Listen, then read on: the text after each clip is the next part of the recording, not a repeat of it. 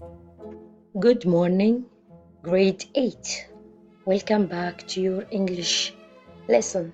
Today we will learn about how I learn best, page 8.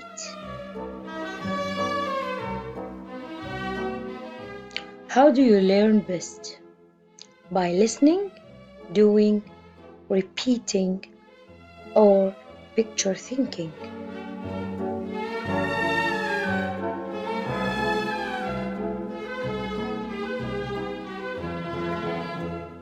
How do you feel when you get some information from your books and teachers?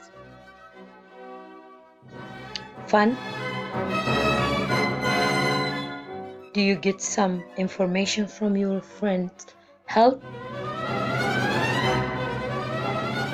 Do you practice well? What do you think about you in a classroom? Look here. What helps you learn most? Your teacher, your work, or your friend?